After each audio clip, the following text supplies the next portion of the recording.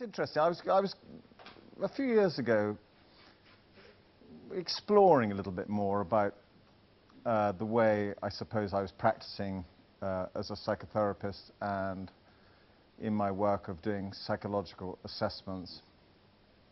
And I was looking at, you know, how much medicine had played a large role in psychology and obviously psychiatry. And I was just beginning to look also at some of the literature that had helped people who had addiction problems, which is, I'm sure most of you know here, or maybe not, but most of you I think know that that is what LifeWorks does so well, is to help and treat people who do have addiction problems, whether they're behavioral or whether they're chemical. And it's done through a particular form of treatment called the 12-step treatments, based on the founders of Alcoholics Anonymous. And when I was looking through a lot of the literature, I did notice that a lot of this word, you know, spiritual, would come up. There would be a lot of spiritual self-help books. The program was spiritual, and amongst other things, there would be, amongst the bookshelves, you'd see all sorts of kinds of self-help books. But one particular thing I did notice, and also in my practice, was when about 6 or 7 years ago, I started to re-engage with a subject which I did in my first year of a very long training, academic training, which was the subject of philosophy. And I was sort of still slightly in the camp, once I started practicing, of very much being interested in psychiatry, in neuroscience, in cause and effect, and was becoming what they call quite reductionist. You know, I wanted an answer for everything, why someone was the way they are, why people are behaving the way they are. And I think one of the most refreshing things I found in the last few years is that I've returned to philosophy, not the be-all and end-all and saying this is the answer, but I've returned to some of the philosophers, mainly the ancient ones, which I want to talk about tonight a little bit. And I think had someone said that to me about 10 years ago, I probably would have crawled up and gone out of the door by now. But I actually found it very intriguing once I started investigating a bit more. I started reading, not in great sort of depth, but really just doing it for fun more than anything. I certainly don't want this lecture to be some sort of very heavy, deep sort of philosophical discourse, far from it. But I started to realize that a lot of some of the old exercises that some of the ancient Greek and Roman philosophers had written about, or people had written for them, because a lot of them would be talking in the street or in the towns, in the cities, just amongst groups of friends, town hall, etc., as Socrates was famous for. But Socrates didn't write anything down, and things were written down in sort of fragmentation. But I suddenly noticed that I thought, having been very aware and very conscious of the 12-step program and what that was about, and that it was a spiritual program, I came across the work of a very distinguished French historian of philosophy called Pierre Hadot, and that's H-A-D-O-T. If anyone's interested, I've left a reading list if you'd like to take one afterwards, just purely for one's interest. And Hadot was talking about the spiritual exercises of some of the philosophers, and that got me interested, as well as also I was reading some books by a psychiatrist some people might have heard called Irving Yalom, and who's written some wonderful novels and books about psychiatrists, books about philosophers, and how their influence has been on psychology, psychiatry, and psychotherapy. So I've enjoyed a lot of that, and there were other people I started to read again who are not particular flavor of the month with psychiatry or neuroscience now, but people like R.D. Laing, who wrote a wonderful book called The Divided Self at the age of 28.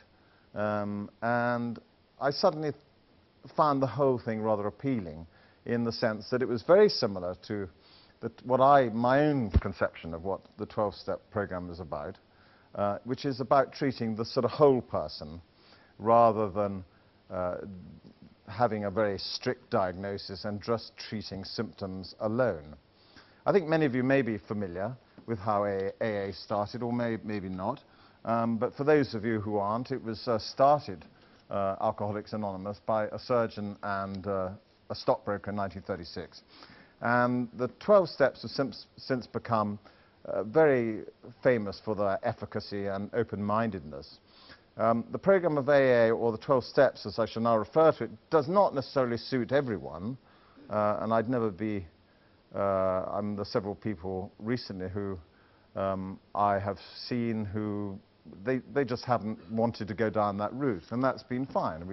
We've explored other areas, but it doesn't suit anyone, and it's more than apparent that the success of the support group can't be supported at all by any research. The methodology is very complicated. It's very difficult to measure exactly what sobriety is. There have been one or two big research studies which have shown that it is successful. But I think the greatest success to show that the 12-step treatment works well, I think, is primarily because the fellowships and the meetings seem to be getting larger and larger all around the world. And I see, there are more and more in Russia and some of the former Soviet Union countries, and in China, and I think there are very few countries where one can't find a meeting of Alcoholics Anonymous.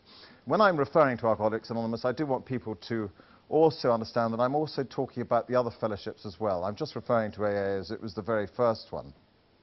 I can safely say, I think, just very simply, that a 12-step program primarily is one of the power of it it's one of suggestions and not telling people what to do. And it suggests abstinence from the addictive behavior or ingestion of whatever substance is being taken. And it suggests, as it does there, up in step number 2, that belief in a power greater than yourself, or a higher power, or a God. But it is strictly a non-religious program. And I think they suggest that having worked through the steps will help change old habits and behaviors, to help one tolerate emotions without mood-altering drugs, and above all, in step 12 there, to help others to achieve sobriety by carrying a message of hope. Now, some people come to AA with a very straightforward drink problem. Others come cross-addicted, and some others come with a dual diagnosis, perhaps with manic depression, post-traumatic stress disorder, personality disorders, other psychiatric diagnoses. But more often than not, patients are experiencing an emptiness. And I think, as Viktor Frankl, the distinguished psychiatrist and former inmate of several concentration camps, wrote that a lot of his patients were suffering from this emptiness and this existential vacuum that he regarded as a life problem and not always a psychiatric problem. And this lecture is not, I assure you, going to go down any route of talking about psychopathology or genetics or psychotherapy, disease, the dis-ease, any of the talk about that. Tonight I just want to focus on an unusual area that I personally find interesting, and I think can expand, certainly in my own life, has helped me to expand my thinking about the 12 steps and also about how I treat patients. The two men who based most of their philosophy on what they had learned, the two founders of AA, Dr. Bob and Bill W., had learned most of what they did, their experience, from a religious group then known as the Oxford Group. And also in the writings of a psychologist and a philosopher called William James, who was the brother of the author Henry James. William James, a philosopher and psychologist in the United States, probably in the 19th century and early 20th century, was, as I said, primarily a philosopher and is bracketed in the school of what they call pragmatism. But I believe the founders of AA, the early pioneers, also used a lot of Eastern philosophy, as well as obviously Christian theology and Christianity itself, in the moulding of the 12-step program.